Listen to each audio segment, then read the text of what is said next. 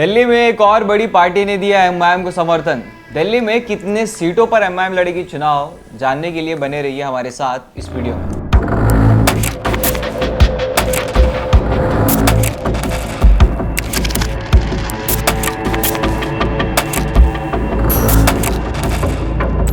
दिल्ली विधानसभा चुनाव का बिगुल बज चुका है। जैसे जैसे चुनाव की तारीख करीब आ रही है, सभी पार्टियां अपनी तैयारियां भी तेज कर दी हैं। आम आदमी पार्टी, कांग्रेस और बीजेपी के साथ साथ एक ऐसी पार्टी भी है जिसका चर्चा पूरे दिल्ली में हो रहा है। उस पार्टी का नाम है ऑल इंडिया मजलिस-ए-इत्तेहादुल मुस्लिमीन। अभी तक बैरिस्टर असदुद्दीन ओवैसी की पार्टी एमआईएम ने 2 सीटों पर अपने उम्मीदवारों को मैदान में उतारा है, लेकिन सूत्रों के मुताबिक एमआईएम दिल्ली में कम से कम 10 सीटों पर चुनाव लड़ सकती है, क्योंकि उनके जो सदर हैं शोएब जामई, उन्होंने एक बयान में ऐसा कहा था। अभी सोच विचार उन सीटों पर शायद हो रहा होगा। दिल्ली की अवाम जानने के लिए काफ़ी बेचैन है कि आखिर एमआईएम अपने और उम्मीदवार कहां से उतारेगी और कैंडिडेट कौन होगा। हालांकि अभी तक एमआईएम ने ओखला और मुस्तफाबाद अपने 2 उम्मीदवारों का ऐलान किया है। ओखला से शिफा उर रहमान और मुस्तफाबाद से ताहिर हुसैन मैदान में है। वहीं एमआईएम को एक और पार्टी ने अपना समर्थन दिया है। उस पार्टी का नाम है इंडियन नेशनल लीग। दिल्ली विधानसभा चुनाव 2025 के लिए इंडियन नेशनल लीग ने एमआईएम को समर्थन देने का फैसला किया है। इंडियन नेशनल लीग की जानिब से एक नोटिस जारी करते हुए कहा गया कि हम ओखला और मुस्तफाबाद विधानसभा सीट में एमआईएम के उम्मीदवार की हिमायत करते हैं। वहीं एमआईएम दिल्ली प्रेसिडेंट शोएब जामई ने पार्टी की जानिब से इंडियन नेशनल लीग का शुक्रिया भी अदा किया है। आम आदमी पार्टी समेत कांग्रेस और बीजेपी में ज़बरदस्त लड़ाई जारी है। ऐसे में इंडिया अलायंस टुकड़ों में बट गया है, क्योंकि एक एंकर भी हैं टीवी के, अगर उनकी भाषा में मैं कहूँ तो टुकड़े टुकड़े गैंग बने हुए हैं ये सब लोग। कांग्रेस और आप यानी कि आम आदमी पार्टी, ये दोनों तो मोहल्ले वाली आंटियों की तरह आपस में लड़ रही हैं। तो वहीं इन 2 आंटियों की लड़ाई का सीधा फ़ायदा जो है वो मुंशी को होने वाला है।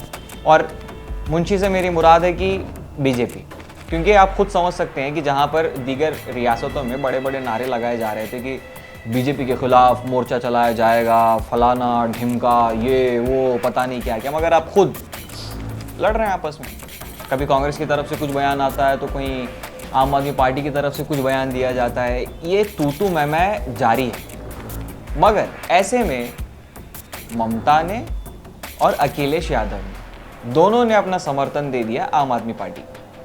तो कहीं बीजेपी के अमित शाह बड़े से प्रोग्राम में ये बोलते हैं कि इंडिया अलायंस तो गयो, मतलब किसी काम का नहीं रहा।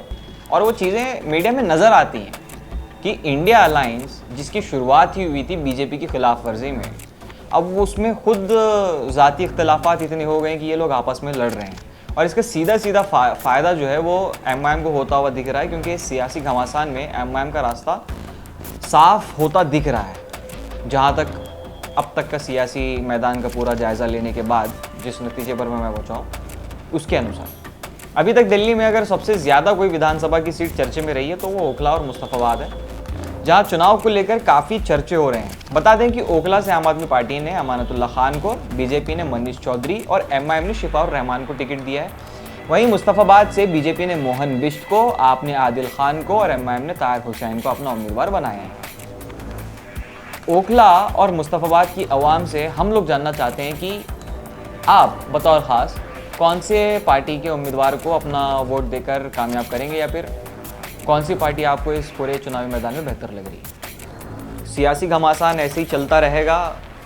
आप अगर दिल्ली से हैं तो सोच समझ के अपने जमहूरी हक़ का इस्तेमाल कीजिए, क्योंकि अगले 5 साल जो रहेंगे उसका फ़ैसला एक ही दिन करना है आपको, और वो एक दिन आने में भी थोड़ा कुछ समय है, तो तब तक सोचिए आराम से। और जो लोग दिल्ली से नहीं हैं वो लोग पूरे चुनाव का आनंद लीजिए। पॉपकॉर्न पकड़िए हाथ में, नहीं पॉपकॉर्न वो भी अगर ले रहे हैं तो थोड़ा सोच समझ के लीजिएगा, क्योंकि अगर कैरेमल वाला लेंगे वो तो जीएसटी लग जाता है ना। कमेंट सेक्शन में अपनी राय ज़रूर रखिएगा। बाकी ऐसे ही खबरों के लिए बने रहिए हमारे साथ मुस्लिम सियासत को, और चैनल को फॉलो और सब्सक्राइब ज़रूर कर लें। चलिए मिलते हैं फिर अगले एपिसोड में।